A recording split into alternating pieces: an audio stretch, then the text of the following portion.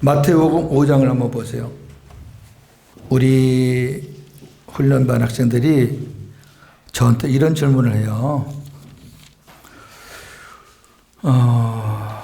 뭘 저한테 질문했었냐면은, 39절에 한쪽 뺨을 맞으면은 다른 뺨도 내놔라. 목사님, 이게 무슨 말이에요? 너무 어려워요. 이게 무슨 말이에요? 오른쪽 뺨을 맞으면 왼쪽도 갖다 대요? 속옷을 달라 그러는데 겉옷을 줘요? 오리를 가자 그러는데 심리를 가요? 목사님 너무 어려워요. 이거 뭐예요? 어떻게 행해요? 이거를 이렇게 질문을 하길래 제가 이제 좀 설명을 해줬어요. 자, 5장은 전체적인 흐름을 제가 말씀을 드릴 테니까 여러분들이 이제 그런 기준으로 보시면 돼요. 1절부터 12절까지는 팔복입니다. 이 팔복도 주님의 마음, 예수님의 성품, 주님의 삶, 천국의 삶을 얘기하는 거지, 우리 보고 뭐 가난해라, 애통해라, 온유해라 그렇게 말하는 거 아니고요.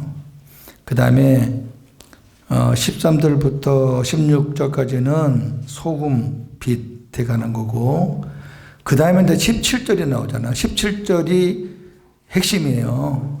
내가 율법이나 선지자를 폐하러 온 줄로 생각하지 말라. 폐하러 온 것이 아니요 완전하게 하려 함이라 그랬거든요. 그러니까 율법을 없애려고 오신 분이 아니에요. 율법을 완성시키러 오신 거예요. 자, 그러면서 이제 21절부터 한 6가지 종목을 얘기하는 거예요. 우선 살인.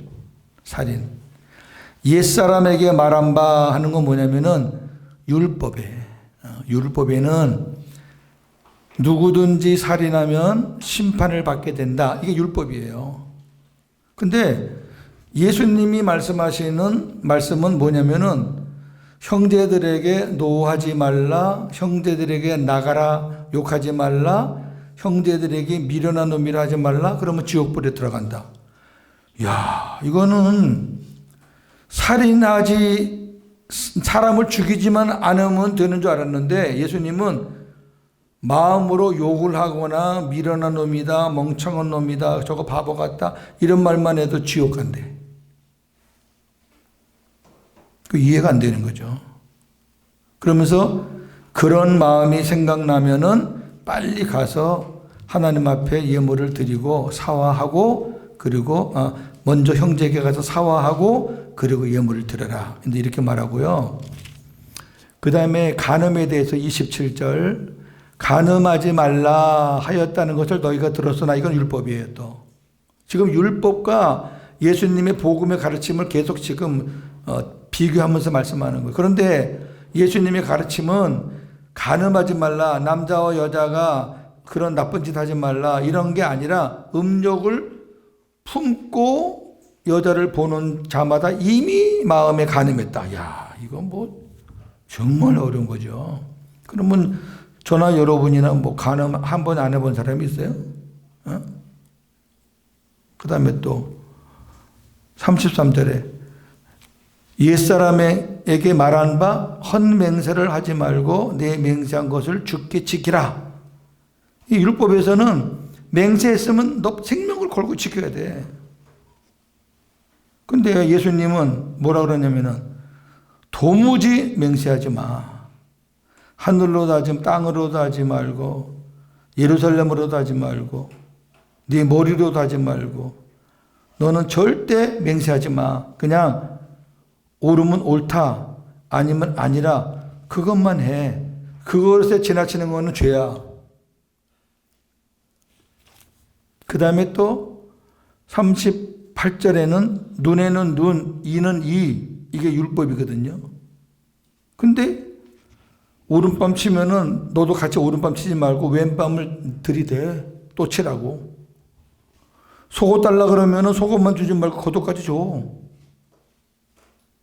이거 뭐야. 그 다음에 마지막 43절, 이웃을 사랑하고 네 원수를 미워하라. 그러니까 사랑하는 사람은 사랑하고 원수는 미워해도 된다. 이게 율법이거든요. 근데 예수님은 원수를 사랑하라. 그리고 박해하는 자를 위해서 기도하라. 자, 이게 여러분 이걸 어떻게 여러분 해석하셨어요? 어떻게 설교하셨어요? 마태복음의 성격은 유대인들을 대상으로 쓴 책이에요. 유대인들은 율법을 굉장히 좋아해요. 그리고 율법을 지키면 그걸로 자기들은 만족해요. 얼마나 율법을 지키냐에 따라서 자기들의 의를 견주는 거예요. 이 사람들은 여기 앞에 말한 거, 간음하는 거, 살인하는 거 이런 거 다 그 앞에 것만 하면은 자기들은 했다고 생각해요. 내가 사람을 안 죽일 수 있는 살인 안 했어. 내가 저 여자 탐하지 않고 내가 어떻게 안 했는데 뭐 그냥 보고 생각한 것도 죄야? 그게 율법이라면 예수님이 말하는 그리스도의 율법 복음은 그게 아니란 말이에요. 여러분, 우리가 예수님이 말씀하신 걸 잘 이해하셔야 돼요. 내가 율법을 폐하러 온 게 아니라 완성케 하러 왔다는 얘기는 복음이 된 사람은 율법으로 행하는 사람보다 더 잘 살아야 돼요. 이 사람들이 율법으로 산다고 하니까 예수님이 그래? 그러면 이것도 죄인데 이것도 죄인데 하고 죄를 막 깊은 곳을 하니까 도저히 이 사람들은 감당할 수가 없는 거지. 이게 뭐야? 율법으로 지키는 것만 해도 어려운데 예수님 말하는 건 너무 심하다. 이 말은 예수님은 니네가 율법을 못 지킨다고 손들어라 그 얘기야. 항복하라. 못 지키잖아. 뭐 눈에 보이는 것만 지킨다고 내가 율법 지킨 거 아니야. 하나님 중심을 보시니까 너희들이 이런 거 행했으면 너희들 다 간음죄야, 살인죄야. 못하지. 그러니까 내 안에 들어와. 나를 영접해. 나랑 함께 살아. 그러면 내가 너희들의 마음을 만지고 너희들에게 부어주고 그러면 너희들이 율법을 지킬 때 그 수준보다 내가 말하는 그 수준까지도 나와 함께 살 수가 있어. 그거거든요. 예수 믿는 사람의 율법은 훨씬 더 고급적이어야 됩니다. 정말 잘 살아야 됩니다. 그러니까 절대로 왜 구원은 내 안에 계신 복음으로 받지만 우리가 상급은 그리스도의 율법으로 상급받는 거예요. 모세의 율법 갖고는 안 돼요. 이 마태복음 5장은 모세의 율법과 그리스도 율법을 같이 공존한 거예요. 그렇게 5장, 6장, 7장을 같은 맥락으로 한번 봐보세요. 예. 아브라함과 언약을 맺으시는 여호와 하나님 15장에 들어갔습니다. 창세기 15장 1절에서 5절입니다. 시작. 이후에 여호와의 말씀이 환상 중에 아브라함에게 임하여 이르시되 아브라함아 두려워하지 말라. 나는 내 방패여 지극히 큰 상급이니라. 아브라함이 이르되 주 여호와여 무엇을 내게 주시려 하나이까. 나는 자식이 없사오니 나의 상속자는 이 다메섹 사람 엘리에셀이니이다. 아브라함이 또 이르되 주께서 내게 씨를 주지 아니하셨으니 내 집에서 기른 자가 내 상속자가 될 것이니이다. 여호와의 말씀이 그에게 임하여 이르시되 그 사람이 내 상속자가 아니라 내 몸에서 날 자가 내 상속자가 되리라 하시고 그를 이끌고 밖에 나가 이르시되 하늘을 우러러 목별을 셀 수 있나 보라. 또 그에게 이르시되 내 자손이 이와 같으리라. 아멘. 자, 14장에서 여호와께서 멜기세덱 사건 이후에 아브라함에게 나타나셔서 첫 대화를 시작하십니다. 이거 참 중요해요. 14장까지는 하나님의 말씀을 듣기만 했지 아브라함이 하나님 앞에 대화하는 장면은 없어요. 창세기 15장에 와서 이제 아브라함이 하나님과 대화를 합니다. 이게 중요한 거예요. 대화를 한다는 게. 하나님이 아브라함아 두려워하지 말라 그랬어요. 두려워하지 말라. 환상 중에 여호와의 말씀이 환상 중이라 할지라도 지금 여호와를 직접 경험하지 못했었는데 직접 경험하는 거예요. 그동안에는 그냥 하나님의 음성만 듣고 하나님이 하시는 것만 보았는데 이제 하나님과 직접 대화라는 경험을 하게 되는 거예요. 뭐라 그러시냐면은 나는 네 방패요 너의 지극히 큰 상급이다. 이 말은 나는 네 방패요 네가 받을 지극히 큰 보상이다. 그러니까 이제 아브라함이 하나님께 뭘 묻냐면은 여호와께서 나에게 무엇을 주려고 하시나이까? 나는 자식이 없습니다. 그러잖아요. 그러니까 아브라함의 그 소원은 뭐냐면은 자식이에요. 나이가 지금 꽤 먹었단 말이에요. 자식이 없는 거예요. 여러분, 아브라함이 진짜 믿음이 있었다 그러면 하나님과의 첫 대화가 이 정도 수준으로밖에 안 나갑니까? 좀 고급스러운 대화도 있을 텐데, 저와 여러분들이 처음에 하나님 만나서 기도할 때 뭐 기도합니까? 이런 기도예요. 난 뭐가 없어요. 좀 주세요. 나 뭐가 부족해. 우리 집 돈이 없어요. 우리 자식이 좀 잘 되면 좋겠어요. 여러분, 그거는 우리가 처음에 신앙생활 할 때 그 수준이에요. 다 똑같아요. 지금 아브라함이 하나님 앞에 첫 번째 하는 마디가 하나님 나 자식 없어요. 자식 주세요. 이거거든요. 그러면서 뭐라 그랬냐면은 주께서 내게 씨를 주시지 않으셨기 때문에, 이거 보세요. 하나님이 저에게 자식을 안 줘서 내가 자식이 없어요. 그 얘기예요. 그래서 그 당시의 문화 풍습에 따라서 내 집에서 기른 엘리에셀이라는 그 종을 내 상속자로 삼겠습니다. 그 종이 내 상속자가 될 것입니다. 이렇게 얘기한 거예요.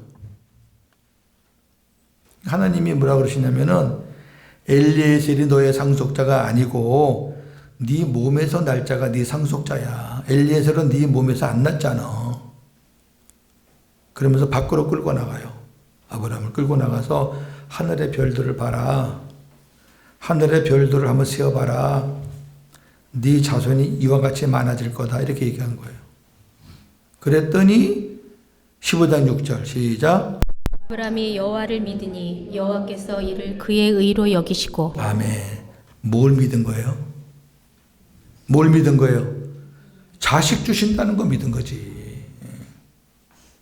우리가 성경을 한 절 딱 떼가지고 이상하게 푸시면 안 돼요. 뭘 믿는 거예요, 지금? 하나님이 자식을 주신다는 거 믿는 거예요. 나는 엘리에셀을 상속자로 삼으려고 했는데 하나님은 네 몸에서 날 자를 내가 줄 거야. 엘리에셀은 너의 상속자가 아니야. 내가 네 몸에서 자식을 낳게 하겠다. 그 약속을 믿은 거예요. 왜? 지금 아브라함은 오로지 머릿속에 자식이라니까. 자식. 근데 그 믿음만큼은 분명한 거예요. 자식을 준다는 믿음은 100%로 믿으니까 하나님께서 그것을 인정하신 거예요. 자, 여호와께서 아브라함에게 아들을 주시겠다고 약속하셨고, 아브라함이 그 약속을 믿음으로 하나님께서 그의 믿음을 그의 의로 여겼다. 이제 아브라함이 처음으로 하나님 앞에 그 자식을 주신다는 그 말씀이라도 100% 믿으니까 하나님이 그걸 인정을 하신 거예요. 이것도 중요한 거예요.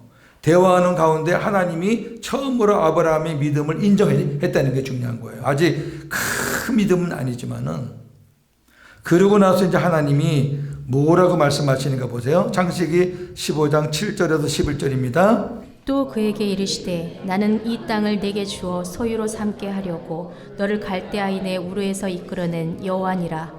그가 이르되 주 여호와여 내가 이 땅을 소유로 받을 것을 무엇으로 알리이까?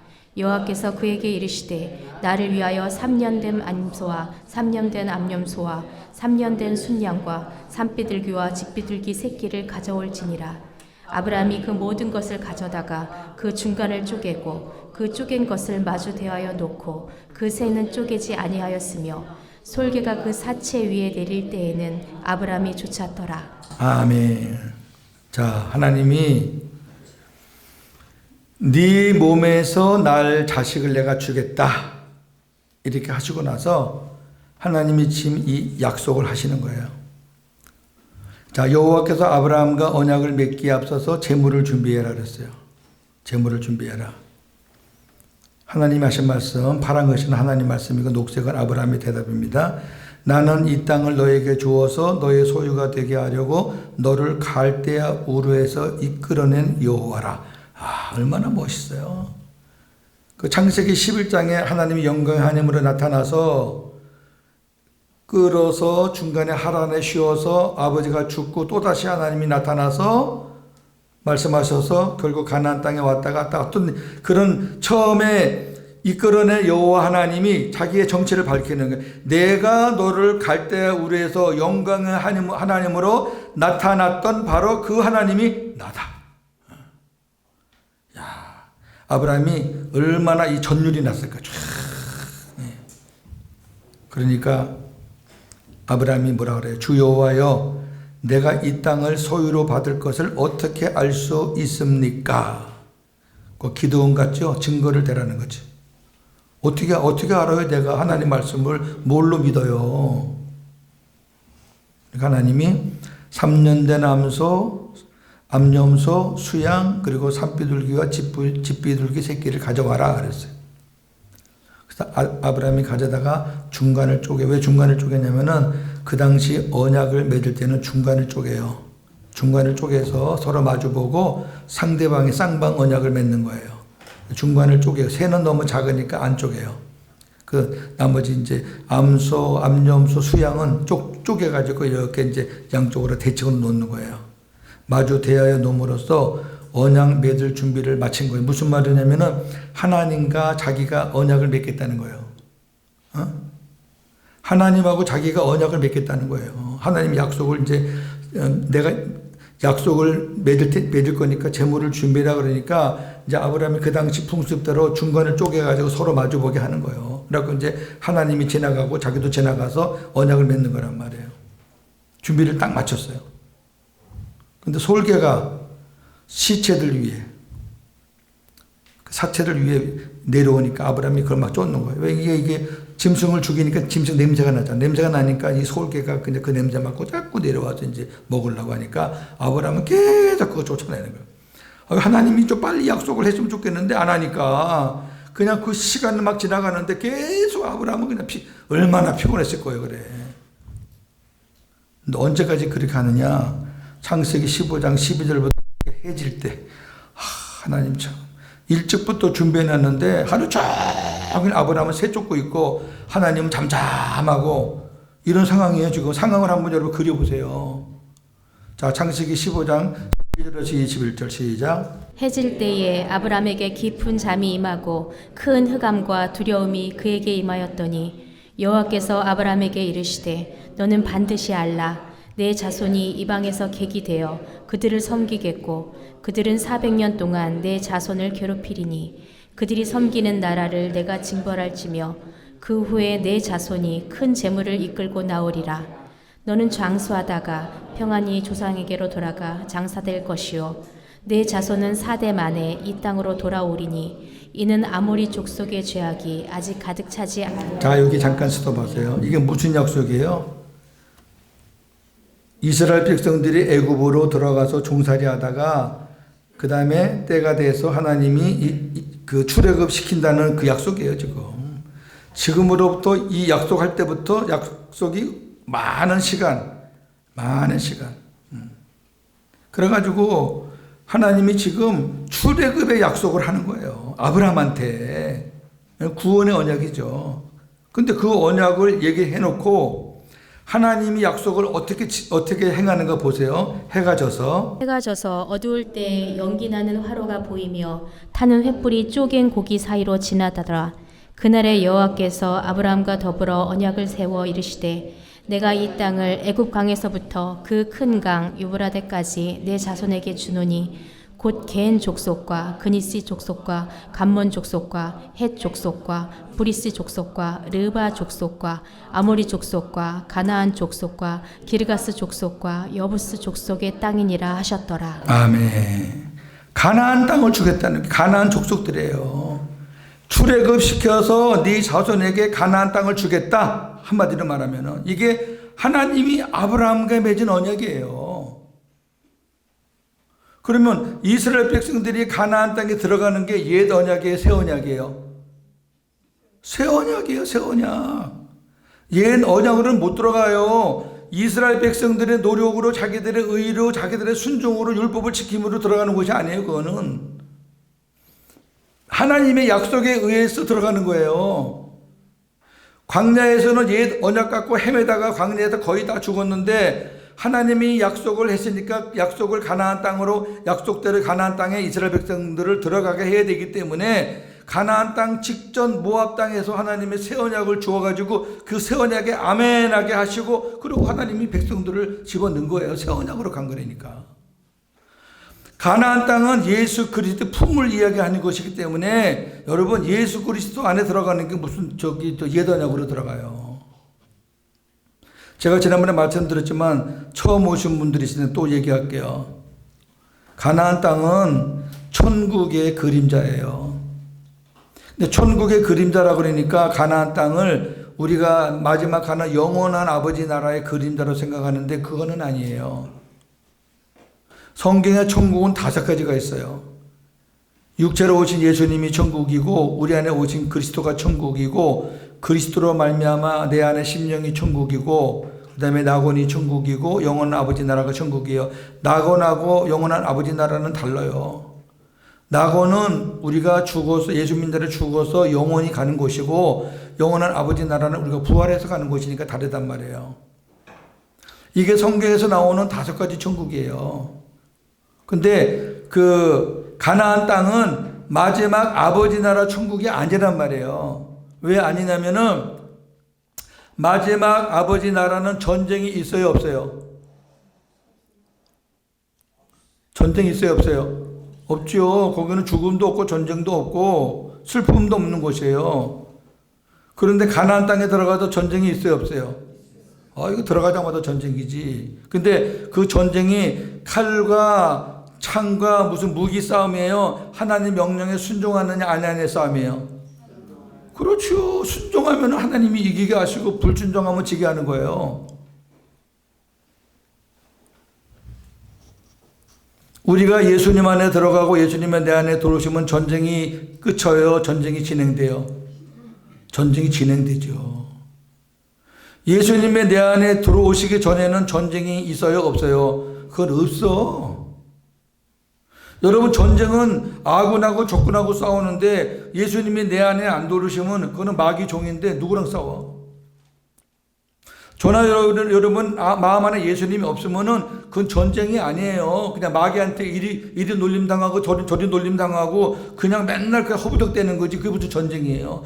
전쟁은 그놈하고 싸우는 게 전쟁인데 내가 예수님 안에 들어가고 예수님이 내 안에 들어오시면 이제 그때부터 우리는 예수님의 이름으로 싸우는 거예요. 그래서 우리가 주님의 마음으로 살고 주님 말씀에 순종하면 주님이 나를 통해서 이기게 하시고 나타나시고 일하시고 그리고 우리가 만약 순종 안 하면은 우리가 또 엎어지고 깨지고 그 싸움이 가나안 땅에서의 싸움이 되니까 이해가 되세요? 그러니까 가나안 땅이 천국의 상징은 상징인데 영원한 아버지 나라의 천국의 상징이 아니라 세 번째 예수님이 나와 하나가 돼서 주님과 함께 주님 모시고 사는 그 주님과 함께 사는 그 천국의 심령 천국의 예표가 가나안 땅이라 그 말이에요. 그러니까 지금 저와 여러분들이 천국 된 거예요. 가나안이 된 거라니까. 가나안 땅에 들어간 사람들은 광야에서 떨어지는 만나 먹고 안 살았어요. 가나안 땅에 딱 들어가자마자 광야에서 내려든 만나는 끝났다고요. 가나안 땅에서 나는 것을 먹어야 됐어요. 여러분 예수님이 내 안에 오시기 전에는 우리가 저것 쫓아다니면서 왜 목이 마르고 배고프니까 세미나 가지 뭐 가지 하면서 찾아다니면서 가라는 것을 채웠잖아요. 근데 그 채워집니까? 주님 내 안에 오시면은 내 안에 주님이 주시는 것만 먹고 살아도 배불러요. 충분하다니까. 가나안에 들어가면 가나안 땅에서 주시는 것만 먹는 거라니까. 예수님이 내 안에 오시고 내가 예수님 안에 들어가면은 주님이 주시는 것으로 먹는 거지 세상 찾아다니면서 먹을 거 찾아다니는 거 아니에요. 아니 왜 우리가 복음 안에 들어왔는데 왜 또 율법으로 기어나가서 거기서 또 찾아 헤매냐고. 이거 바보지. 저에 대해서 아는 사람들 많아요. 우리 이원서 목사님은 저에 대해서 너무 잘 알고 제가 세미나 뭐 강해 설교 세미나 뭐 이런 얼마나 많이 다녔는데요. 근데 갔다 오는 것뿐이야. 가람이 해결이 안 돼요. 근데 제가 2013년 2월에 이 복음을 제가 만나서 우리 주님 인격적으로 받아들여서 믿음으로 모시고 매일매일 그분 바라보며 그분 믿으면서 사니까 그 이후로 제가 세미나 가본 적이 없어요. 한 번도. 그래도 배 하나도 안 고프고 목 하나도 안 말라요. 주님이 주시는데. 이거는 무슨 이론이 아니에요. 그렇게 사셔야 돼. 저나 여러분 다 똑같이. 지금도 어디 끼웃끼웃대세요? 아니죠? 아니 저는 여기 와서 훈련 받으면서 다른 데 가서 뭐 한다는 말을 들으면 저는 참 답답하고 안타까워요. 왜 주님이 주시는 것 갖고 충분한데. 자 봅시다. 하나 예를 들어 봅시다. 자 전도 세미나 저도 엄청 받았어요. 저도. 목사가 전도에 고민 안 한 사람 어디 있어요? 그리고 전도 세미나 배워가지고 전도 방법 해가지고 나름대로 많이 했어요. 저도 전도 강사들 불러다가 뭐 삼천포, 익산, 경산 있을 때 불러다가 했어요. 제가 경산에 있을 때는 뭐 최미, 최명자 이런 사람들 불러다 하고, 삼천포 있을 때는 이정님 이런 가수들 불러다 하고, 저도 다 했어요. 좋아하잖아요. 제가 찬양을 좋아하니까 했다고. 그러면서 저는 전도를 안 했어요. 그러면서 교인들만 훈련시키고. 근데 복음이 되니까 전도가 너무 쉬운 거예요. 여러분 전도가 어려워요? 아까 말했잖아요. 전도는 내 안에 계신 예수님을 증언하는 거라. 내 안에 계신 예수님 전하면 돼요. 예수님 어디 계세요? 내 안에 계세요? 내 안에 계시면 그분하고 지금 같이 친하게 살고 있어요? 어려운 거 아니래니. 그게 무슨 뭐 성경 찾아서 이거 읽어보세요. 이해가 되세요? 나 따라하세요? 성경 암송하세요? 이래가지고 그 체크해가지고 체크 통과되면은 그 뭐 성령의 인침 받는 건가요? 그러면 주님 영접되는 건가요? 그거 아니라니까. 저도 사형리 가지고 나가서 글 없는 책 가지고 나가서 무지무지하게 했어요. 저도. 그래놓고 영접자 명단 써가지고 보고하고 칭찬도 받고. 지금은 전도가 너무 쉬워요. 근데 나중에 이제 또 나오니까. 지금 보세요. 여호와 하나님이 지금 아브라함과 언약을 맺으시는데 그 언약의 내용이 가나안 땅을 주겠다는 새 언약이라고. 그럼 이제 어떤 방법으로 하나님이 맺으시니까 그 절차를 한번 잘 보세요. 해가 질 때에 아브라함에게 깊은 잠이 임하고 큰 흑암과 두려움이 임했다. 잘 생각해 봐요.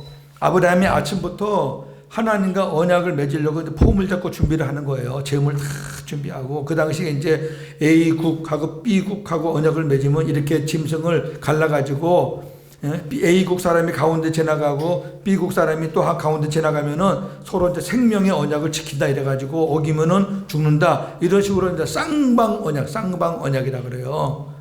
서로가 서로를 지켜야 돼, 그거는.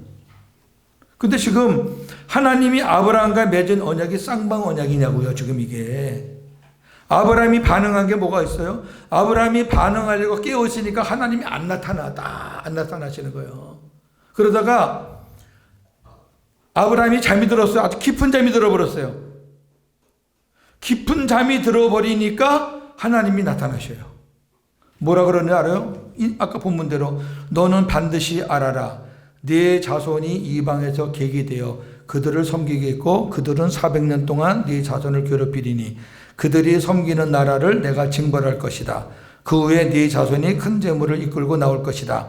너는 장수하다가 평안히 조상에게로 돌아가 장사될 것이요 네 자손은 4대 만에 이 땅으로 돌아오리니 이는 아모리 족속의 죄악이 아직 가득 차지 않았기 때문이다. 지금 너희들에게 가나안 땅을 안 주는 이유는 다른 이유도 있지만은 가나안 땅 족속의 죄악이 아직 안 찼어. 그러니까 죄악도 안 찬 민족을 내가 그냥 없애버릴 필요는 없다. 죄악이 좀 찬 다음에 하자. 그 얘기고요. 여기 사단하는 건 아브라함, 이삭, 야곱, 요셉을 얘기하는 거죠. 해가 져서 어두울 때에 연기나는 화로가 보이며 타는 횃불이 쪼갠 고기 사이로 지나가요. 연기 나는 화로가 보이면서 횃불이 쫙 환상 중에 지나가는, 잠자는 속에도 지나가는 거예요. 그날에 여호와께서 아브라함과 더불어 언약을 세우신 후 말씀했습니다. 그 언약 내용이 새 언약이란 말이에요. 내가 이 땅을 애굽 강에서부터 그 큰 강 유브라데까지 네 자손에게 주리니 곧 겐 족속과 그니스 족속과 감몬 족속과 헷 족속과 브리스 족속과 르바 족속과 아모리 족속과 가나안 족속과 기르가스 족속과 여부스 족속의 땅이라. 가나안 7족속, 가나안 8족속의 땅이에요. 그 땅을 네 자손에게 주겠다. 앞으로 수백 년 후의 일이에요. 자, 언약에는 옛 언약과 새 언약 두 가지가 있습니다. 옛 언약은 쌍방 언약, 횡적 언약이라고 그러고 하고, 새 언약은 일방적인 언약, 종적 언약이라고 합니다. 쌍방 언약, 횡적 언약은 수평적인 언약을 말하는 거고, 새 언약은 일방적인 언약, 종적 언약은 수직적인 걸 얘기하는 거예요. 그러니까 하나님이 일방적인 언약, 새 언약을 세울 때는 하나님이 일방적으로 하는 거죠. 구원의 언약이니까 구원의 언약을 저와 여러분들하고 상의를 해요. 구원의 언약을 상의하면은 그건 행위 언약이 되잖아요. 네가 이렇게 지키면 내가 구원해 줄게. 그게 아니에요. 내가 이렇게 해서 너를 구원하겠다. 내 방법으로 너를 구원하겠다. 믿음은 너 구원이다. 하나님이 일방적인 언약이지 거기 우리가 무슨 뭐가 붙어요. 그러니까 여호와 하나님이 아브라함과 맺으신 언약은 일방적인 언약이고 종적인 언약이고 새 언약이란 얘기예요. 새 언약과 일방적인 언약을 맺기 위해서 하나님은 아브라함이 잠잘 때까지 기다린 거죠. 아브라함은 아무 한 일이 없어요.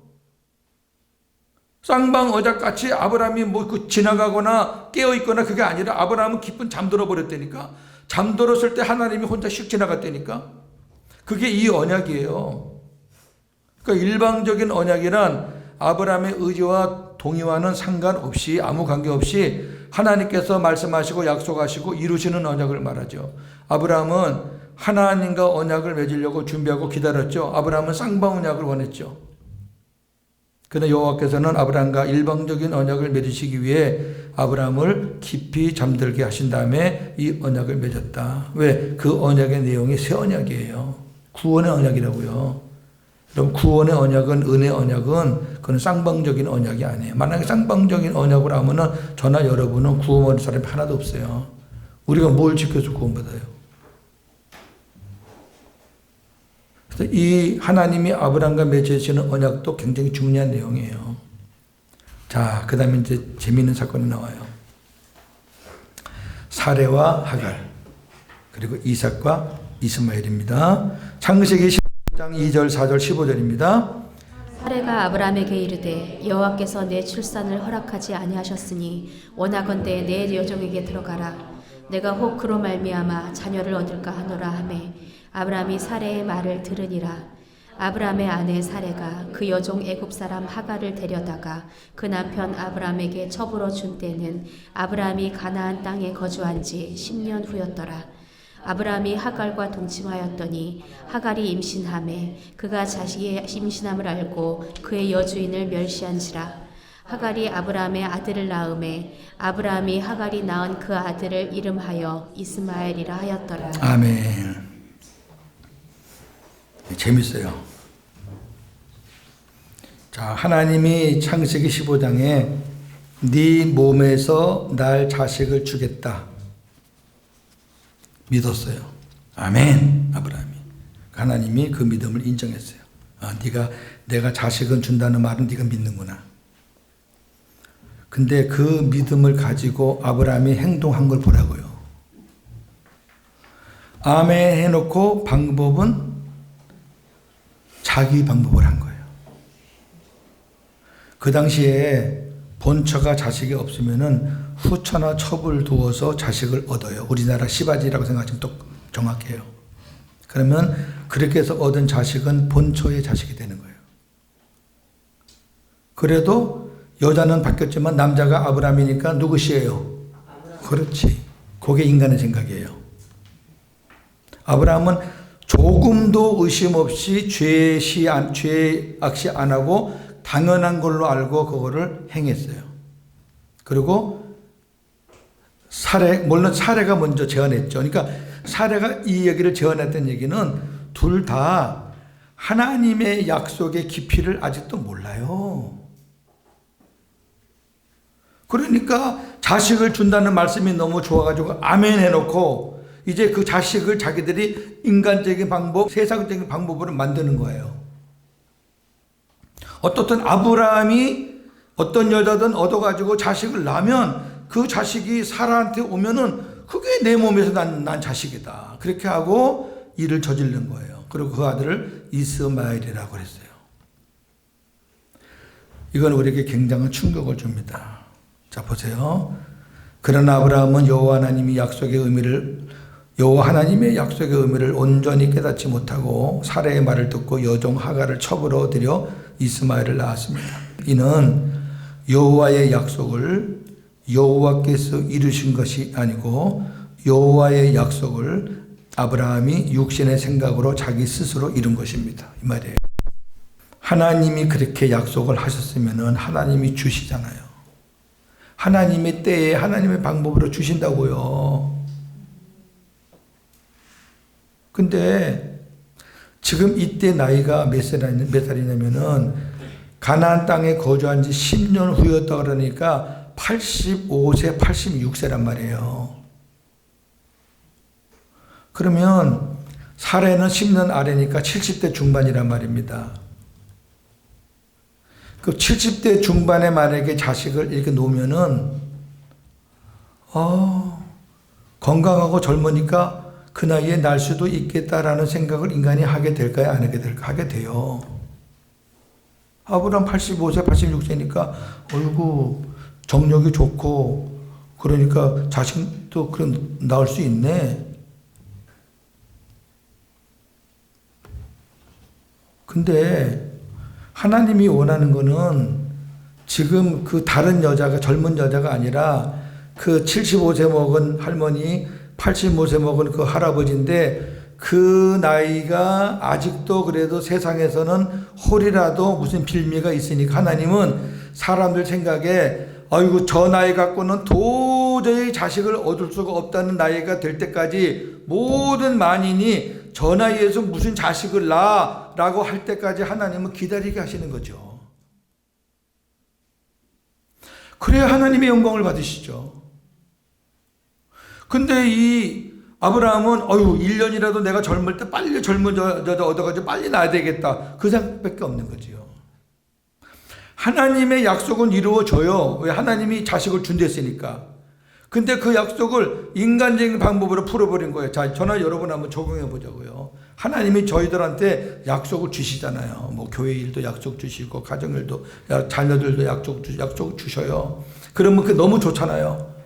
예를 들어 누가 기도했는데 하나님이 당신을 이렇게 사랑하신대, 이렇게 복을 주신대, 교회를 이렇게 해주신대. 그러면 너무 좋아가지고 야 하나님이 교회를 주신다고, 하나님이 사업장을 번성시킨다고, 사업장을 번성시킨다 그랬으니까 오씨 사업 한번 시작하자. 돈 빌려와. 하나님이 복을 주신다는데 뭐 하나님이 약속하지 이런 식으로 해가지고 망한다니까. 하나님의 약속을 싸구려로 그냥 전락시켜버리는 거예요. 그렇게 해서 나오는 물건은 이스마엘이에요. 성경은 이를 가리켜 육체를 따라 낳았다 이렇게 말하고 있습니다. 갈라디아 4장 23절입니다. 여종에게서는 육체를 따라 낳고 자유 있는 여자에게서는 약속으로 말미암아. 아멘. 여기 여종은 하갈이에요. 그리고 자유 있는 여자는 사라예요. 사라에게서 낳는 아들이 약속의 아들이고 하갈에서 낳는 아들은 아브라함 육체를 따라 육체의 생각으로 낳은 아들이란 말이에요. 자, 창세기 16장 16절 17장 1절입니다. 하갈이 아브라함에게 이스마엘을 낳았을 때는 아브라함이 86세였더라. 아브라함이 99세에 여호와께서 아브라함에게 나타나서 그에게 이르시되 나는 전능한 하나님이라 너는 내 앞에서 행하여 완전하라. 아멘. 이거 잘 보셔요. 아까 가나안에 거주한 지 10년이니까 85세. 그 다음에 하갈 만나서 1년 후에 낳았으니까 86세가 된 거예요. 이스마엘 낳았을 때 86세예요. 그러고 나서 그 다음 절이 13년이 시간이 지난 다음에 아브라함은 99세 때 하나님이 나타났으니까 13년 동안 하나님이 나타난 그 근거가 성경에서 없어요. 이거 굉장히 중요한 거라니까요. 하나님께서 원하시는 방법이 아닌 인간의 방법으로 행해놓고 그걸로 하나님의 뜻이 이루어졌다 그러는 거예요.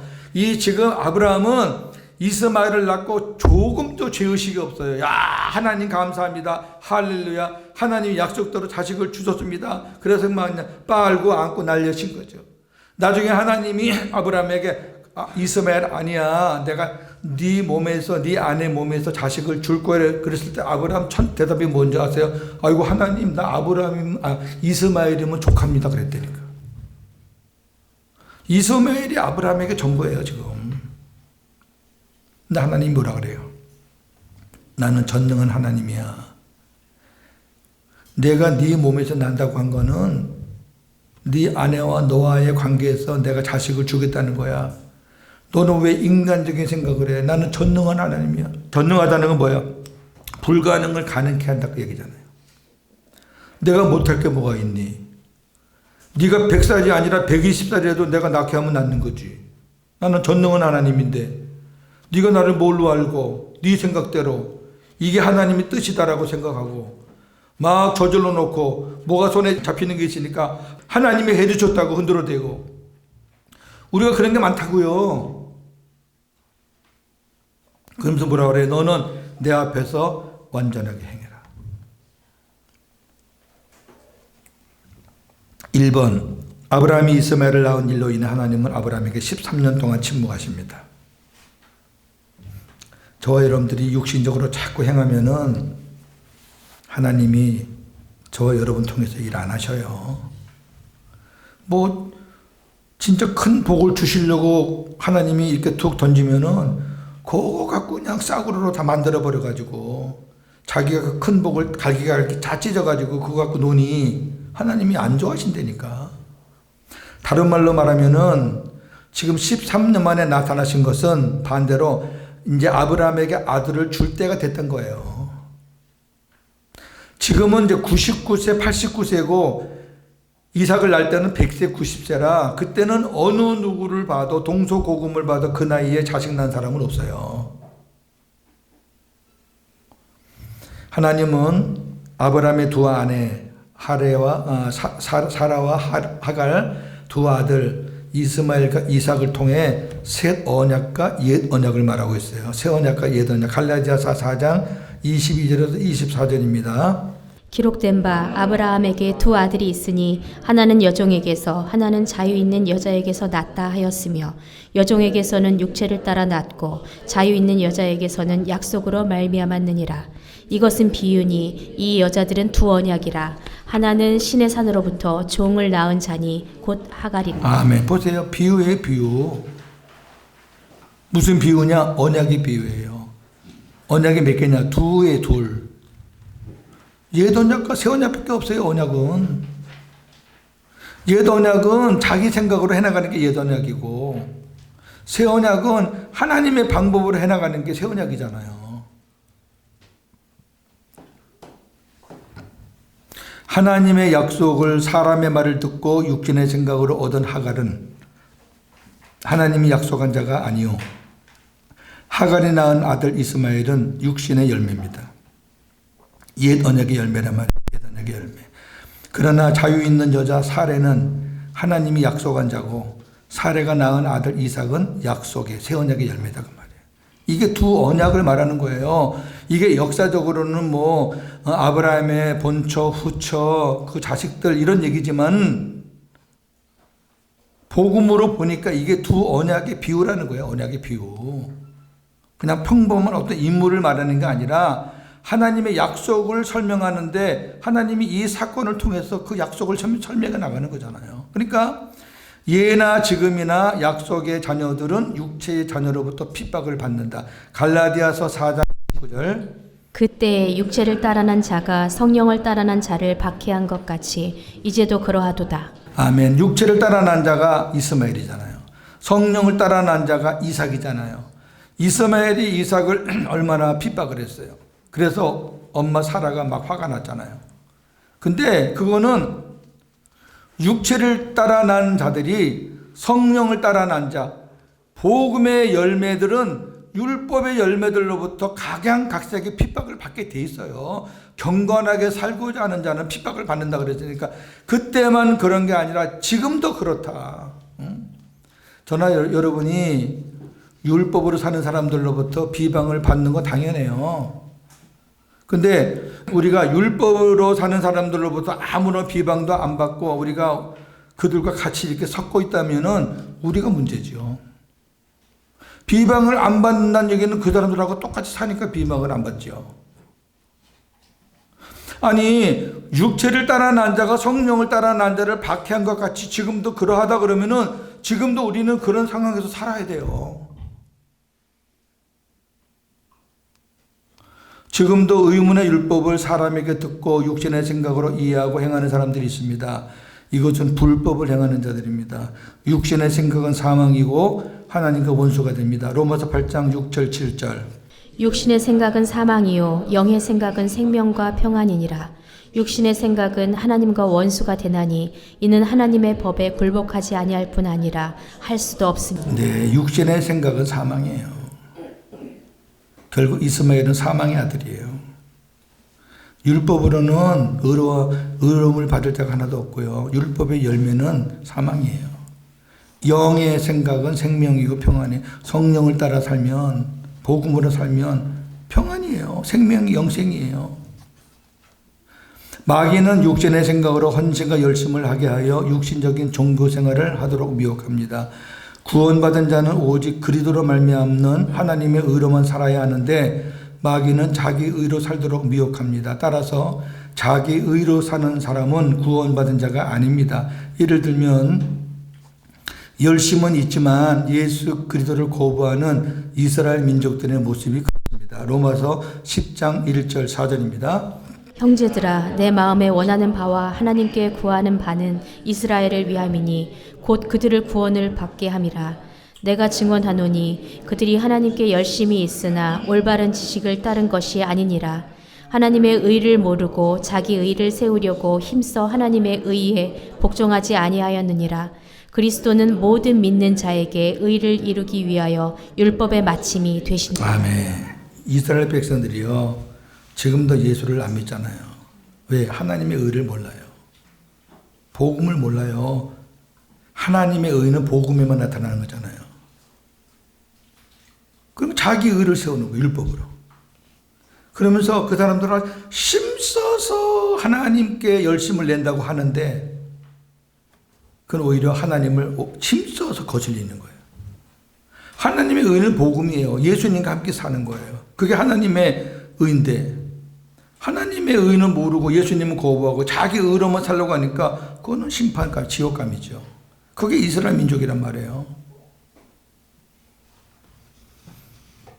저는 종종 마태복음 7장 21절 이하를 생각해요. 주여 주여 하는 자마다 다 천국에 들어가지 않는다. 하나님의 뜻대로 행하는 자라야 천국에 들어간다. 그러면서 주님의 이름으로 귀신도 쫓아내고 능력도 행하고 다 했어요. 그 사람들은 보통 신앙인들이 아니에요. 은사자들이고요. 능력자들이에요. 그런데 주님이 나중에 뭐라 그러시냐면은 나 너희를 도무지 모른다. 불법을 행한 자들아. 뭐예요? 자기 의로 산 거예요. 자기 의. 자기 의를 세우려고 예수님을 이용한 거죠. 은사주의자들이 너무 많아. 이런 사람들이에요. 은사주의자들이. 예수님의 이름을 이용해서 자기 의를 내세워요. 그 자기 인기몰이 하는 거예요. 들어오는 봉투를 쌓아가지고 땅 사고 집 사고. 그게 무슨 복음이에요, 그게.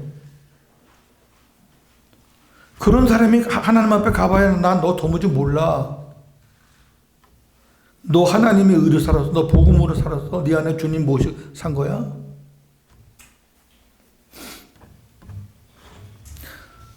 우리가 아예 교회 밖에서 살다가 지옥 가면은 그냥 좋아요. 그거는 그러려니 하는데 교회 나와서 나름대로 예수 믿겠다, 뭐 봉사하고 헌신하고 헌금 내고 열심히 하고 나서 나중에 하나님 앞에 가서 갔는데 나 너 도무지 모르겠다. 황당한 거 아니에요? 우리말로 황당하죠. 근데 지금 교회 안에 그런 사람들이 너무 많다는 거죠. 그 하나님의 뜻이 뭐예요? 새 언약이에요, 새 언약, 복음. 율법으로 사는 거는 하나님의 뜻이 아니고 복음으로 사는 게 복음으로. 히브리서 10장 9절 10절에 보니까 하나님의 뜻을 말씀하시면 뭐라 그래요? 첫째 것을 폐하고 둘째 것을 세우려는, 내가 첫째 것을 폐하고 둘째 것을 세우려는 하나님의 뜻을 행하러 왔나이다 그러잖아요. 내가 그래서 왔나이다. 내가 그 뜻을 이루시려고, 그 언약을 이루려고 내가 십자가에 죽었습니다. 첫째 것은 율법이고 옛 언약이고 둘째 것은 새 언약이잖아요. 율법을 가지고 내 의로 사는, 그래서 구원이 없는 그런 삶을 다 없애고 이제는 주님 모시고 주님이 주시는 마음으로 복음으로 살게 하기 위해서 내가 왔습니다. 그래서 내가 그 하나님이 정하신 그 나에게 주는 그 사람 안에 들어가서 내가 그 사람과 살면서 그 사람의 마음을 만지고 돌과 같은 마음을 옥토로 만들어 가지고 내 마음 되게 살게 해가지고 천국 되어 살게 해가지고 하나님 앞에 상금 많이 쌓게 해가지고 내가 천국으로 인도하기 위해서 내가 하나님의 자녀 안에 내가 들어가서 살겠습니다. 그게 새 언약이니까. 그러니까 내 안에 예수님이 계시고 나와 함께 숨쉬고 내가 지금 행하는 것을 주님이 다 보고 계시고 알고 계시고 그런 것을 100% 믿는 사람이 어떻게 안 보는 데 가서 이런 짓 하고 뭐 이런 짓 하냐고. 열매를 보고 그 사람을 안다 그랬는데 어떻게 주님이 정말 내 안에 계시다는 것을 100% 믿는 사람이 주님 뭐 이렇게 사람 눈치 보면서 사람 없네 이래가지고 그런 짓을 하냐고. 그건 앞뒤가 안 맞는 거죠. 혼자 있을 때 자기를 지키고 혼자 있을 때 내가 어떻게 행동하느냐가 진짜 그 사람의 믿음이라고 제가 여러 번 얘기했잖아요. 여러분들 앞에서 제가 이렇게 뭐 폼 잡고 있는 거 이건 껍데기예요. 얼마든지 제가 여러분한테 잘 보이려고 아주 할 수 있지만 정말 고 목사가 혼자 있을 때 아무도 없는 혼자 있을 때 밤에 어디 외국에 여행 가서 혼자 있을 때 그때 고 목사가 어떻게 행동하느냐 어떤 마음을 갖고 있느냐 그게 주님이 보는 신앙이에요. 저는 지금도 똑같은 마음이에요. 진짜 저는 혼자 살고 싶거든요. 너무 행복해요. 제가 복음을 몰랐을 때는 이런 마음이 있을 수가 없죠. 혼자 딱 되면은 이제 무슨 군이부터요? 어떻게 즐길까? 지금은 이제 사람이 들어오면은 이 행복이 깨질까봐 저는 걱정되는 거예요.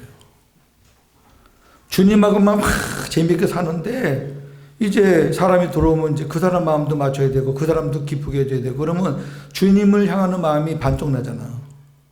저는 그게 두려운 거예요. 근데 교회를 맡으니까 제가 교회만 안 맡았으면 저는 변함이 없어요. 저는 뭐 여러 번 얘기했으니까 뭐 학교 생기는데 뭐 꼭 결혼해야 될 필요가 뭐가 있어요. 그냥 여유 있게 천천히 하면 되는데 이 교회는 또 다르잖아요. 교인들이 저보고 그래요. 혼자 있는 거 보니까 애처롭대. 그래서 새벽기도 끝나면은 아침밥 사주려고 두세 명이 서 있어요, 매일. 우리 박 목사님이 오셨어. 서로 자기들이 밥 산다고 기다린다니까. 애처롭다고. 아침에 집에 가서 밥을 또 목사님이 어떻게 해 먹어.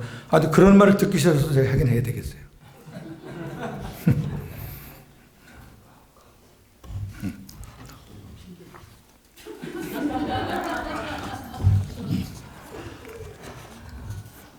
어떤 사람들 그러대.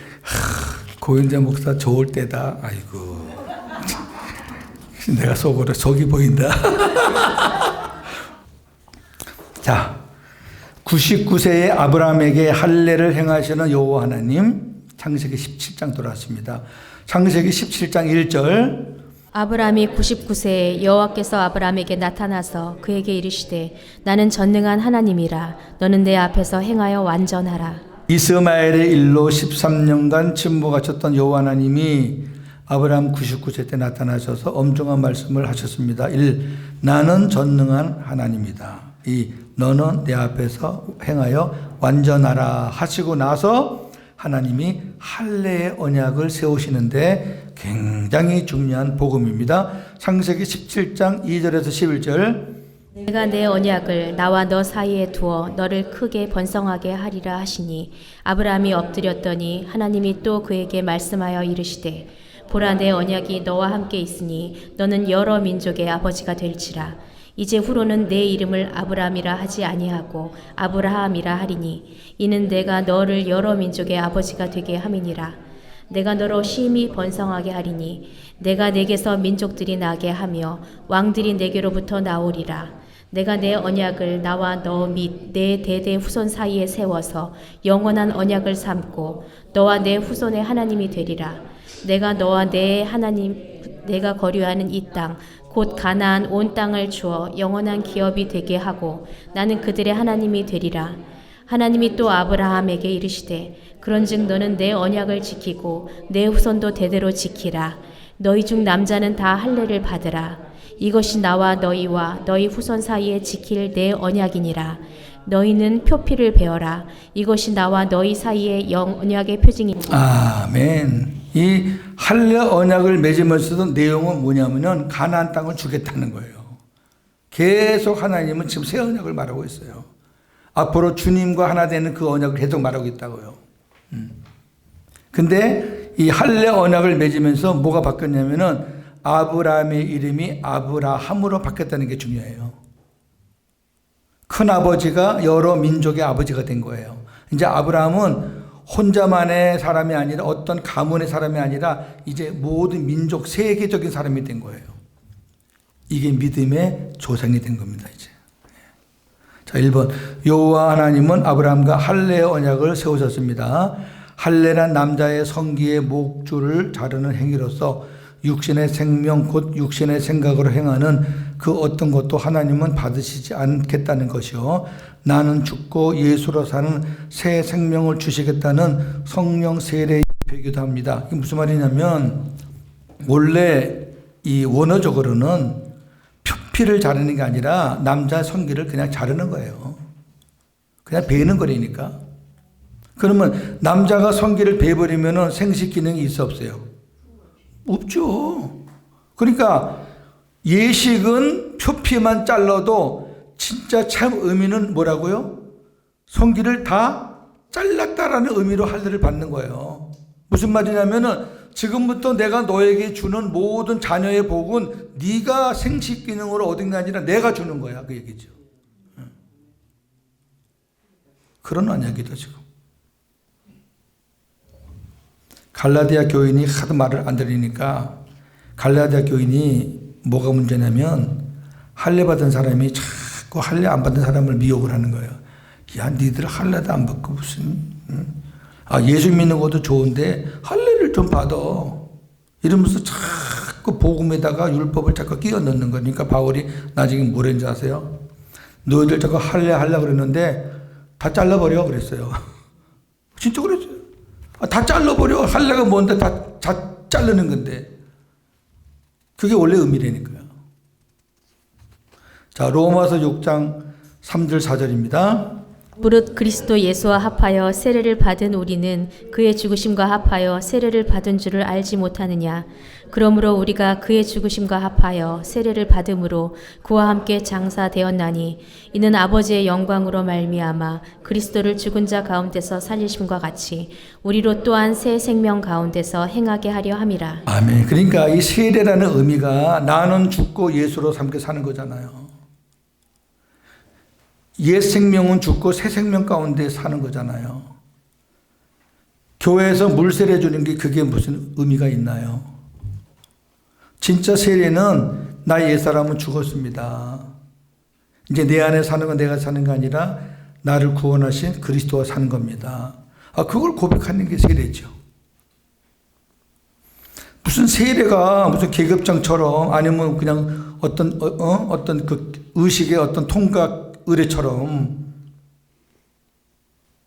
저도 군중세례 가봤지만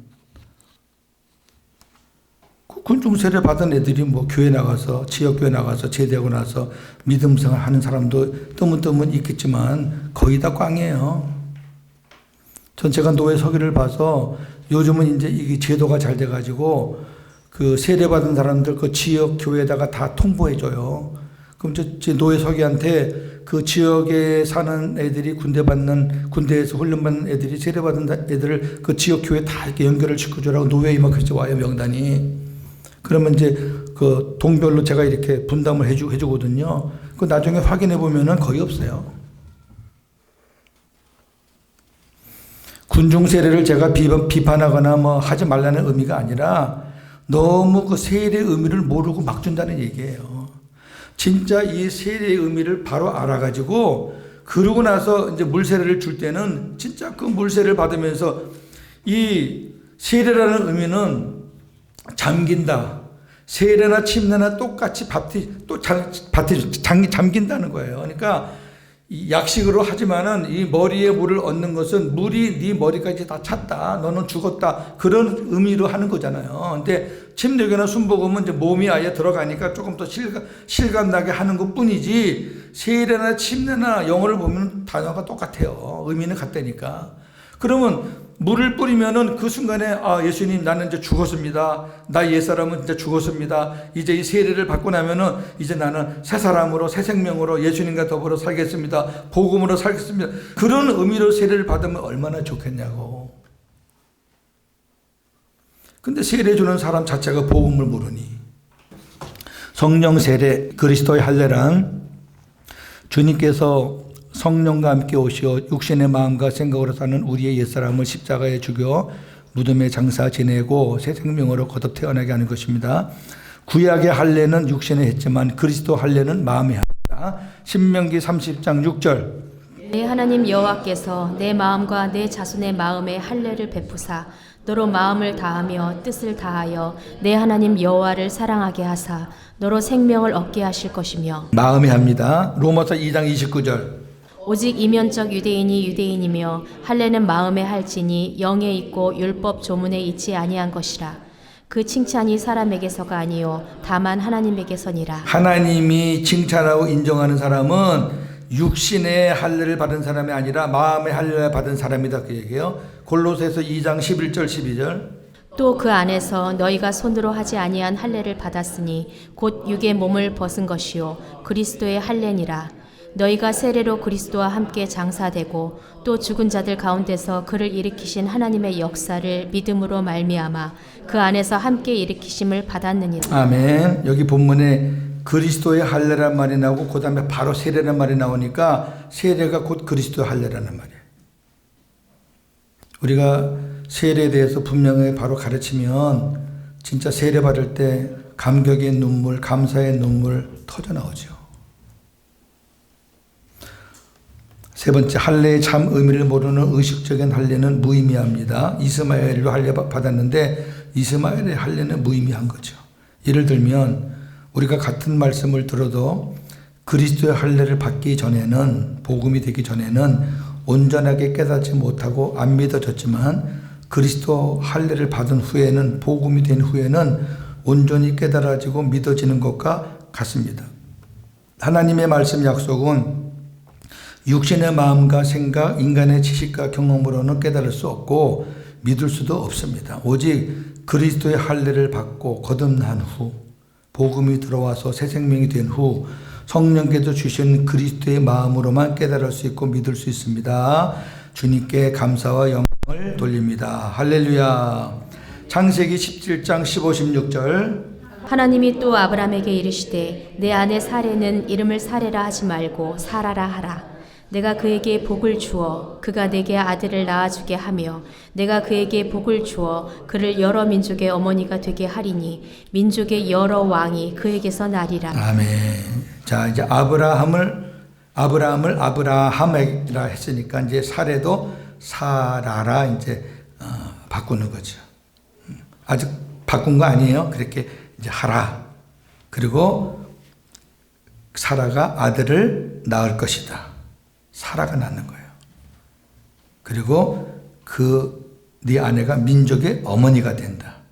민족의 여러 왕이 그녀로부터 날 거다.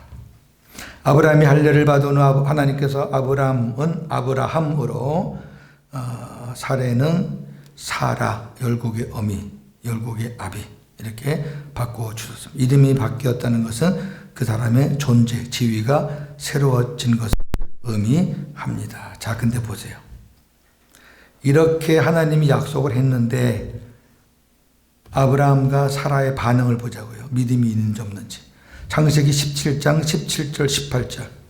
아브라함이 엎드려 웃으며 마음속으로 이르되 100세 된 사람이 어찌 자식을 낳을까? 사라는 90세니 어찌 출산하리요 하고 아브라함이 이에 하나님께 아뢰되 이스마엘이나 하나님 앞에 살기를 원하나이다. 웃기죠. 그러니까 할례 받기 전까지는 하나님의 말씀을 육신의 마음과 생각, 그 사람의 지식과 경험으로 들었고 하나님이 여호와라는 사실을 온전히 믿지 못하고 마음으로 웃었다. 그러니까 지금 한번 보세요.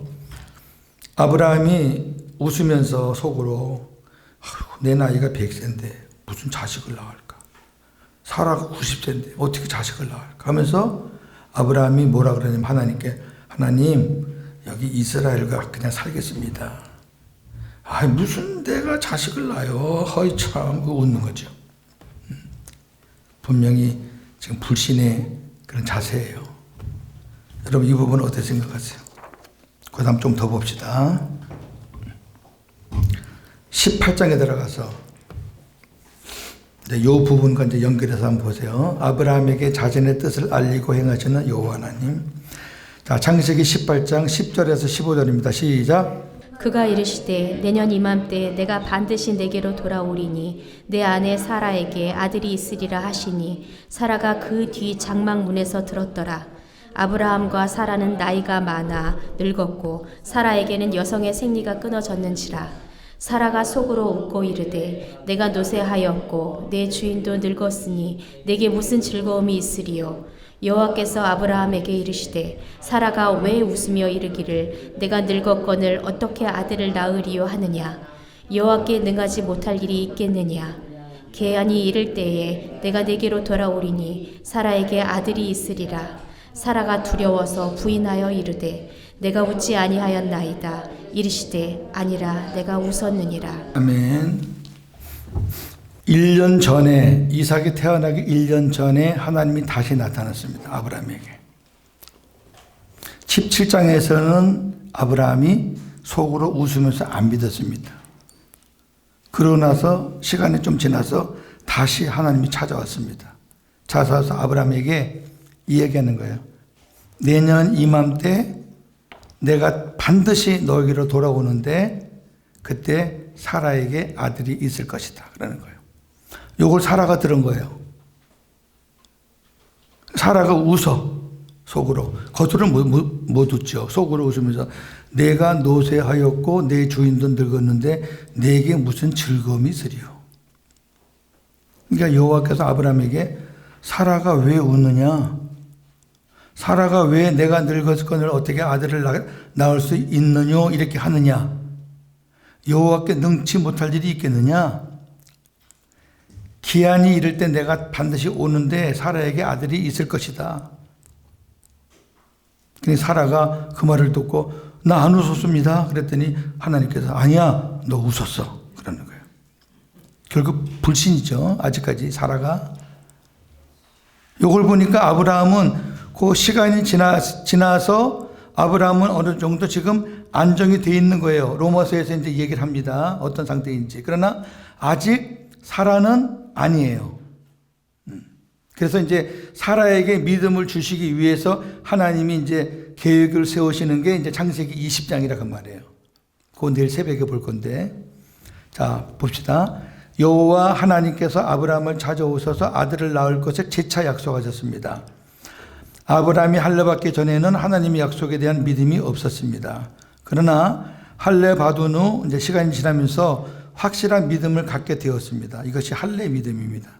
다시 찾아오신 여호와 하나님은 아브라함에게 아들을 낳을 정확한 시기까지 말씀하셨습니다.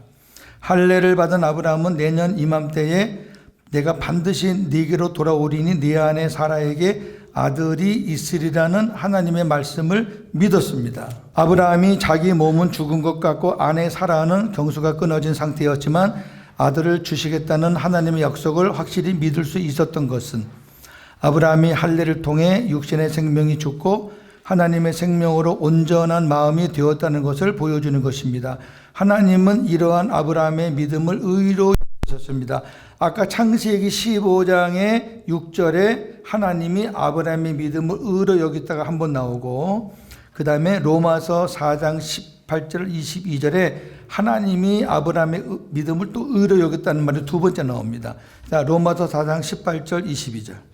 아브라함이 바랄 수 없는 중에 바라고 믿었으니 이는 내 후손이 이 같으리라 하신 말씀대로 많은 민족의 조상이 되게 하려 하심이라. 그가 백선화되어 자기 몸이 죽은 것 같고 사라의 태가 죽은 것 같음을 알고도 믿음이 약하여지지 아니하고 믿음이 없어 하나님의 약속을 의심하지 않고 믿음으로 견고하여 져서 하나님께 영광을 돌리며 약속하신 그것을 또한 능히 이루실 줄을 확신하였으니 그러므로 그것이 그에게 의로 여겨졌느니라. 아멘. 백선화되어서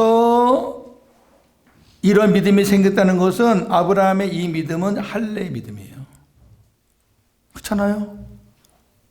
할례 받고 나서 아브라함의 믿음이 지금 변동이 생긴 거예요. 할례 받을 그 즈음만 해도 그렇게 속으로 웃고 이스마엘이면 족합니다 그랬는데, 시간이 지나면서 그 할례의 믿음이 지금 나오는 거죠. 아, 하나님의 약속을 믿을 수 있는 믿음이 생기고 그 믿음이 약하여지지 않고 약속을 견고하게 지키고 능히 하나님이 이루실 줄을 확신했다. 그러니까 할례 받은 후에 하나님은 아브라함의 믿음을 인정을 한 거예요. 왜? 아브라함이 하나님의 약속을 믿은 거예요. 내가 이맘때, 내년 이맘때 와서 너에게 아들을 주겠다. 그래서 창세기에서는 이렇게 분명하게 나와 있지 않았지만 지금 로마서에서 그때 상황을 지금 이야기해 주고 있잖아요. 100세 때라고 그랬으니까 할례 받은 후의 믿음이란 말이에요. 아, 그때는 견고한 믿음이 된 거예요. 그것을 하나님이 의로 여겼다. 그러니까 창세기 15장 6절에 의로 여긴 거하고 여기에 의로 여긴 거하고는 차원이 달라요. 훨씬 깊어요, 여기가.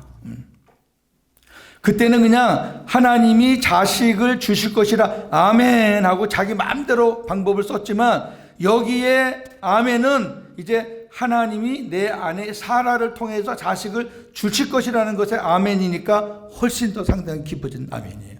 네. 똑같은 아멘이 아니에요. 그 다음에 아브라함의 믿음이 어디까지 갔느냐. 히브리서 11장 17절 절입니다. 아브라함은 시험을 받을 때에 믿음으로 이삭을 드렸으니 그는 약속들을 받은 자로되 그 외아들을 드렸느니라. 그가 하나님이 능히 이삭을 죽은 자 가운데서 다시 살리실 줄로 생각한지라. 비유컨대 그를 죽은 자 가운데서 도로 받은 것이니라. 아멘. 여기 보니까 믿음으로 이삭을 드렸단 말이에요. 바꿔 말하면 믿음으로 이삭을 하나님 말씀대로 죽이려고 했단 말이에요. 이 믿음은 또 달라요. 어떻게 해서 얻은 아들인데 불신과 의심과 믿음과 이거를 막 왔다 갔다 하면서 그 격동을 거쳐가지고 믿음이 커가면서 하나님이 이 100세 90세 몸에도 하나님이 주실 것을 믿는 믿음으로 얻은 아들인데, 그 아들이 들어오면서 자기가 그동안 사랑했던 이스마엘을 밖으로 내쫓아서 그래서 유일하게 아들 이삭하고 살면서 그렇게 애지중지했던 그 아들인데, 그 아들을 믿음으로 하나님께 드릴 수 있는, 이 믿음은 또 차원이 다른 믿음이잖아요. 여기가 아브라함의 절정입니다. 저나 여러분의 믿음이 여기까지 가야 되죠. 그건 이삭, 아브라함에게만 해당되는 거죠. 그러면 아브라함이 우리의 믿음의 조상이 아니죠. 아브라함은 특별한 사람이죠. 스페셜한 사람일 뿐이죠. 그러나 하나님이 아브라함을 우리 믿음의 조상이라는 것은 우리의 믿음도 아브라함처럼 여기까지 가야 된다는 거고, 하나님이 저와 여러분들을 이 믿음까지 끌어올리시겠다는 거고, 복음으로 주님과 함께 살면 이렇게 그리스도 장성한 분량에까지 갈 수 있다는 거고, 그런 것들을 보여주는 거니까. 이게 무슨 아브라함의 이야기만 되는 건 아니잖아요. 지금 우리가 이것을 보면서 아찔하게 생각하고 감이 안 오고 이게 되겠나 하는 거는 아직 저와 여러분들의 믿음이 아직 이 아브라함의 이삭을 바치는 수준까지 안 갔으니까 그러는 거지. 안 갔으니까. 그래서 창세기 15장 6절, 로마서 4장 22절, 히브리 11장 17절, 아브라함이 믿음을 세 단계로 보여주는데 이게 점점 발전되는 단계의 믿음이었다. 자, 창세기 18장 16절 21절입니다. 시작. 그 사람들이 거기서 일어나서 소돔으로 향하고 아브라함은 그들을 전송하러 함께 나가니라. 여호와께서 이르시되 내가 하려는 것을 아브라함에게 숨기겠느냐. 아브라함은 강대한 나라가 되고 천하 만민은 그로 말미암아 복을 받게 될 것이 아니냐. 내가 그로 그 자식과 그 권속에게 명하여 여호와의 도를 지켜 의와 공도를 행하게 하려고 그를 택하였나니 이는 나 여호와가 아브라함에게 대하여 말한 것을 이루려 함이니라. 여호와께서 또 이르시되 소돔과 고모라에 대한 부르짖음이 크고 그 죄악이 심히 무거우니 내가 이제 내려가서 그 모든 행한 것이 과연 내게 들린 부르짖음과 같은지 그렇지 않은지 내가 보고 알려 하노라. 아멘. 아브라함은 강대한 나라가 되고 천하 만민은 그로 말미암아 복을 받게 될 것이 아니냐. 이제 천하 만민이 나왔어요. 아브라함으로 말미암아 천하 만민이 복을 받는다. 이것은 아브라함의 후손인 예수 그리스도로 말미암아 이루어지는 구원의 복을 말하는 거죠. 그러면서 여호와 하나님은 아브라함과 약속한 새 언약을 더 구체적으로 알려주셨고요. 그리고 이제 소돔과 고모라를 멸하고자 하시는 자신의 계획을 아브라함에게 알려줬습니다. 오늘 우리가 두 번째 시간에 나눌 마지막 본문입니다. 시작. 그 사람들이 거기서 떠나 소돔으로 향하여 가고 아브라함은 여호와 앞에 그대로 섰더니 아브라함이 가까이 나아가 이르되 주께서 의인을 악인과 함께 멸하려 하시나이까. 그 성 중에 의인 50명이 있을지라도 주께서 그곳을 멸하시고 그 50의인을 위하여 용서하지 아니하시리이까. 주께서 이같이 하사 의인을 악인과 함께 죽이심은 부당하오며 의인과 악인을 같이 하심도 부당하나이다. 세상을 심판하시는 이가 정의를 행하실 것이 아니니이까. 여호와께서 이르시되 내가 만일 소돔 성읍 가운데서 의인 50명을 찾으면 그들을 위하여 온 지역을 용서하리라. 아브라함이 대답하여 이르되 나는 티끌이나 재와 같사오나 감히 주께 아뢰나이다. 50의인 중에 55명이 부족하다면 그 5명이 부족함으로 말미암아 온 성읍을 멸하시리이까. 이르시되 내가 거기서 45명을 찾으면 멸하지 아니하리라. 아브라함이 또 아뢰어 이르되 거기서 40명을 찾으시면 어찌하려 하시나이까. 이르시되 40명으로 말미암아 멸하지 아니하리라. 아브라함이 이르되 내 주여 노하지 마옵소서. 말씀하게 하옵소서. 거기서 30명을 찾으시면 어찌하려 하시나이까. 이르시되 내가 거기서 30명을 찾으면 그리하지 아니하리라. 아브라함이 또 이르되 내가 감히 내 주께 아뢰나이다. 거기서 20명을 찾으시면 어찌하려 하시나이까. 이르시되 20명으로 말미암아 그리하지 아니하리라. 아브라함이 또 이르되 주는 노하지 마옵소서. 내가 이번만 더 아뢰리이다. 거기서 10명을 찾으시면 어찌하리 하시나이까. 이르시되 내가 10명으로 말미암아 멸하지 아니하리라. 여호와께서 아브라함과 말씀을 마치시고 가시니 아브라함도 자기 곳으로 돌아갔더라. 아멘. 저는 이 말씀을 보면서 야, 아브라함이 믿음이 진짜 많이 컸다. 지금 하나님 앞에 지금 요청하는 거 보세요. 어떻게 보면 또 기도이기도 하지만 하나님 앞에 그냥 그 소돔성을 멸망시키지 않게 하기 위해서 또 자기 조카 롯을 생각하면서 아주 집요하잖아요. 50명에서 그 내려오는 거 보세요. 여러 가지 말을 그냥 하면서 이제 아브라함이 기도의 사람이 되어가는 거죠. 1번, 아브라함은 소돔성에 거주하는 조카 롯을 위해 하나님께 간절히 기도했습니다. 아브라함은 여호와 하나님께 기도하기를 소돔과 고모라의 의인 50명, 45명, 40명, 30명, 20명, 10명까지 내려오면서 그 성을 용서해 주실 것을 간절히 구했고, 하나님은 의인 10명만 있으면 용서하겠다고 응답 약속하셨습니다. 아브라함은 소돔성에 적어도 의인 10명을 있을 것이라 생각했을 것이죠.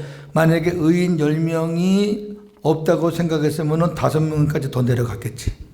예. 근데 자기 생각에 10명은 있겠지 뭐. 그러나 소돔성에 의인 10명이 없어서 결국 멸망당하고 말았습니다. 소돔성이 멸망당한 것은 죄가 많아서가 아니라 의인 10명이 없어서입니다. 이거 중요합니다. 하나님은 죄인 많은 거 관심 없어요. 어차피 죄인은 망하니까. 거기에 하나님이 원하시는 의인이 얼마나 있느냐가 중요해요. 하나님은 교회당 안에 교인들 수백 수천 모이는 거 그거 별로 관심 없어요. 그 안에 복음을 가진 하나님의 자녀들, 나중에 천국에서 만날 자녀들이 얼마나 되느냐, 그게 중요해요. 여러분, 성경에 하나님이 교회를 크게 만들어라, 많이 모이게 하라, 그런 비슷한 말을 하는 성경이 있으면 한번 찾아보세요. 오히려 많이 모인 교회는 하나님이 흩어버렸어요. 왜 니네끼리 앉아서 먹고 놀고 그래? 이 복음을 전하는 거지. 전에 다 막 핍박 줘가지고 쫓아냈지. 성경에 어디 수백, 수천, 수만 모이는 교회가 어디 있어요? 예루살렘 교회 하나님께서 하루에 3,000명, 5,000명 그렇게 회개시킨 것은 예루살렘 교회가 복음의 센터가 돼서 성령이 임하시면 예루살렘과 유다와 사마리아와 땅끝까지 내 증인이 되리라 하던 그 하나님의 약속을 이루기 위해서 하나님이 그렇게 모아가지고 흩으시려고 나가라고 그러는 건데 안 나가니까 하나님이 핍박으로 쫓아냈잖아요. 근데 왜 지금 교회들은 그렇게 끌어모으려고 그래요? 끌어모아서 사람 수 세는 거는 그거는 복음적인 게 아니에요. 근데 이렇게 말하면 또 이제 큰 교회 목사들은 또 아이고 네가 교회 큰 교회 안 해봐서 그렇지. 왕이 자기 아들 잔치에, 혼인잔치에 사람들을 초대했는데 결론이 뭐예요? 청함받은 자는 많대. 그 다음에 택함받은 자는 적다. 청함받은 자는 교회 안에 들어온 사람들이에요.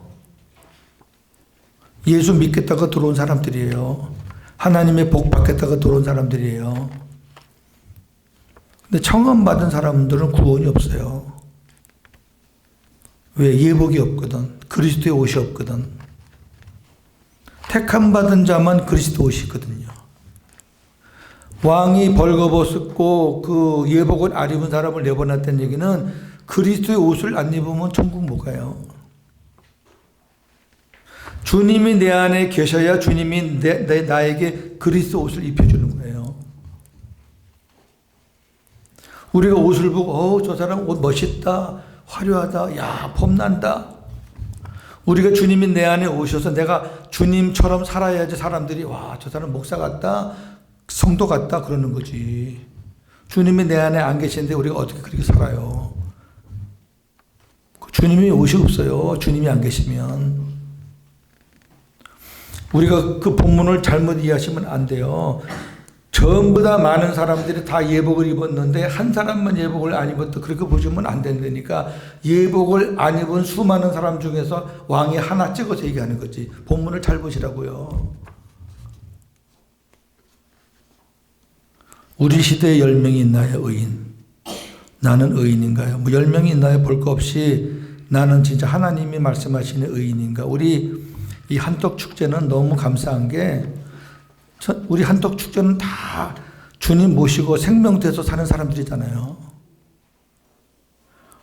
그냥 뭐 아무나 모이는 몇천 명 안 부럽잖아요, 우리는. 우리가 이렇게 복음으로 무장해서 또 나가서 이제 현재 가서 또 복음으로 싸우는 거죠. 어찌 보면 저와 여러분들은 안 믿는 사람과 싸우는 게 아니라 우리 복음을 사랑하고 복음으로 함께 사는 사람들은 율법주의자와 싸우는 거예요. 여호와께서 아브라함과 말씀을 마치신 후 즉시 떠나가셨고 아브라함도 자기 곳으로 돌아갔습니다. 여호와께서 즉시 가신 것은 심판의 위급성을 가리킵니다. 이제 심판할 때가 빨라졌다는 얘기죠. 즉 여호와께서는 이미 소돔과 고모라를 심판하시기로 작정하셨습니다. 그랬어요.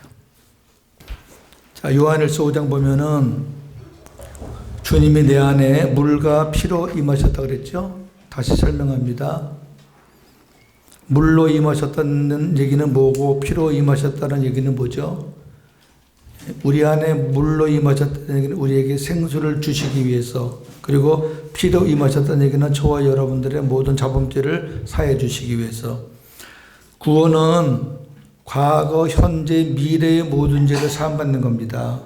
하나님 앞에는 우리가 죄 갖고는 못 가요. 티끌만큼도 있으면 못 갑니다. 그런데 우리 주님을 내 안에 영접을 하면, 우리 주님이 내 안에 오시면서 하시는 말씀이 내가 과거에 너의 모든 허물을, 불법을 내가 기억하지 않겠다. 주님이 우리 안에 들어오시면서 그 이전의 모든 죄는 다 씻어주신 거예요. 근데 하나님이 보호자 우편에서 모든 죄를 탕감받고 우리 안에 오셔서 이제부터 네가 지은 죄는 다 지금까지 지은 죄는 씻어줬고 지금부터 앞으로 짓는 죄도 내가 너희 안에 피로 임해서 너희들의 모든 자범죄를 내가 깨끗하게 씻어줘서 너희들 하나님 앞에 갈 때 흠없고 티 없게 죄 없이 가게 해주겠다라고 약속을 지키기 위해서 예수님이 우리 안에 피로 임하셨다니까. 우리가 하나님 앞에 짓는 죄를 매일매일 자백 못해요. 10가지 죄를 지면은 8가지는 생각도 안 나. 그리고 나도 모르게 죄를 막 지어. 그리고 이제 생각나는 건 아주 결정적으로 기억에 남는 큰 것만 회개하고 뭐 자백하고 하는 건데, 그렇게 우리가 고백하고 자백하지 않아 모르고 지나가는 것도 내 안에 피로 임하신 주님께서 약속대로 모든 죄를 계속해서 씻어주고 계시는 거라니까. 씻어주고 계신다는 표징으로 우리 안에 피로 임하셨다니까요. 이거를 안 믿으면 죄사함을 어떻게 이루어요? 이거를 안 믿는 게 구원파라니까.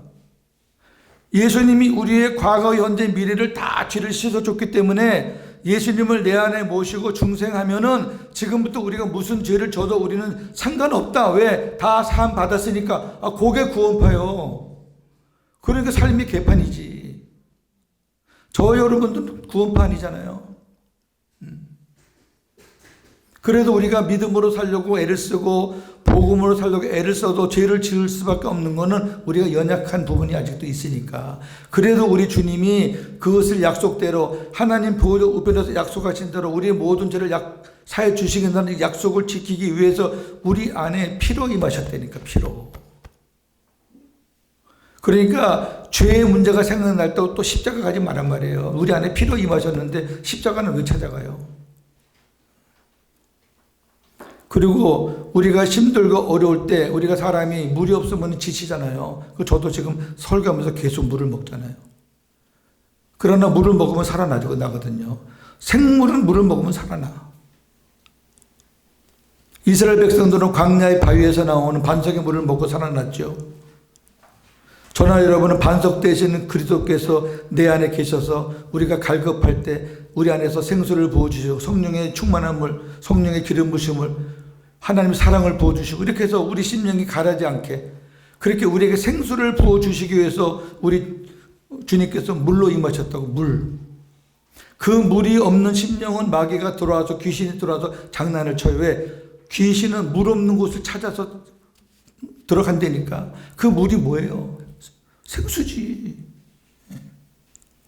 옛날에 생수를 몰랐을 때 그 물을 뭐 전부 다 뭐 말씀 뭐 여러 가지로 말했는데 전부 다 설교를 해놓고도 그게 저도 이해가 안 되고, 뭐지? 그 말씀 암송을 해야 돼? 그 뭐 지켜야 돼? 뭐야 이게? 내가 목사인데 말씀이 없어? 헷갈리는 거예요. 근데 물 생수하니까 성경이 쫙 풀려요. 우리 안에서 보혈의 생수를 부어주시는 주님, 그래서 피로 임하셨고 능력의 생수를 주셔서 우리에게 힘들 때 힘 주시고 치유해 주시고 만져주시고 능력 주시기 위해서 우리에게 능력의 생수를 주시기 위해서 물로 임하신 우리 그 주님, 이 시간에 하나님, 내 심령이 주님의 마음이 되기를 원합니다. 내 마음이 주의 천국이 되기를 원합니다.